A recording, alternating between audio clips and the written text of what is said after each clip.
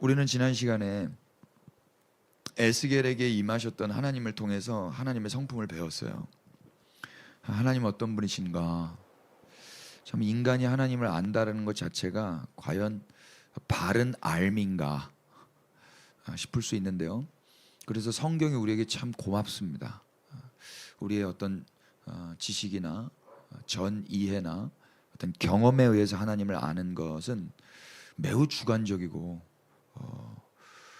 그렇기 때문에 그 주관적인 것을 진리라고 그렇게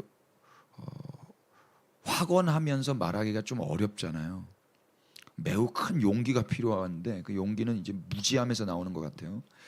그래서 하나님이 우리에게 당신을 알 수 있는 가장 안전하고 보편적이고 바람직한 방법을 주셨는데 그것이 저는 성경이라고 믿습니다. 그래서 성경 안에서 나타난 그 하나님을 통해서 하나님을 아는 것이 가장 바람직한 하나님에 대한 지식이라고 믿는데요. 우리가 지난 시간에 배웠던 하나님은 어떤 분이셨는가?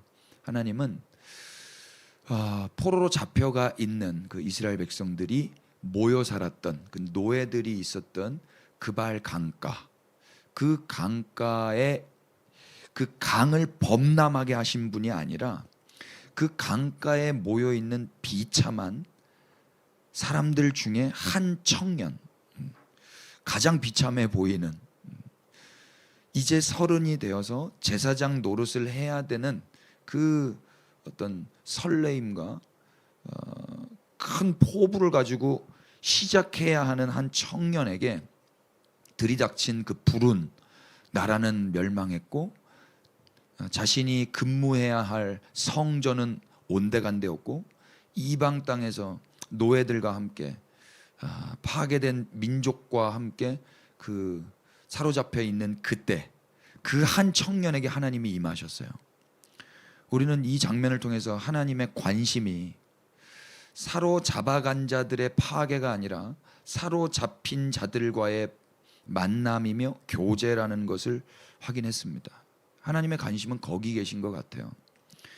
하나님은 그래서 세상 나라의 파괴에 관심이 있는 게 아니라 하나님 나라의 건설에 관심이 있으신 것 같았어요. 하나님은 지금도 그렇게 일하신다고 저는 믿습니다. 그래서 우리 하나님은 거창하게 우리의 환경이 바뀌거나 우리가 살고 있는 이 세상 나라를 뜯어 고치시는 데에 애를 쓰지 않으시더라고요.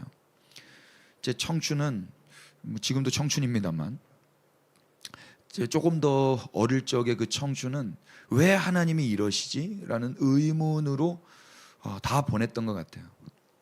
그러나 성경을 보니까 하나님은 전에도 그렇게 하셨더라고요. 지금도 그렇게 하고 계시고 장차도 세상 나라를 파괴해서 하나님 나라를 건설하는 게 아니라 하나님 나라를 건설하셔서 세상 나라를 파괴하시는 방법으로 그렇게 일하실 것 같아요. 하나님은 다만 비참하게 팔려간 노예들에게 임하셔서 그에게 하나님과의 관계를 회복하게 하시며 그리고 그 한 사람에게 하나님의 마음을 알리셨죠. 그래서 하나님의 관심은 하나님 나라와 하나님의 한 사람에게 있으셨어요. 세상 나라가 아무리 강하고 우리를 옥죄고 있다 할지라도 사실 그것은 하나님께는 큰 의미가 없죠. 왜냐하면 하나님은 지금 친히 이 세상 나라를 사용하셔서 하나님의 나라와 하나님의 백성들에게 뭘 말씀하고 계시는 거거든요. 그러니까 이때 당시에 바벨론이나 페르시아나 로마나 영국이나 터키나 지금의 미국이나 중국이나 일본이나 북한이나 어느 강국이 됐다 할지라도 하나님은 그 어떤 강국에게 관심이 있다라기보다도 하나님 나라와 하나님의 백성에게 관심이 있는 거죠. 왜냐하면 하나님은 그들을 통해서 그 어떤 강한 세상 나라를 통해서 하나님 나라 백성들을 가르치시고 회복시키시는 분이시기 때문에 그래요.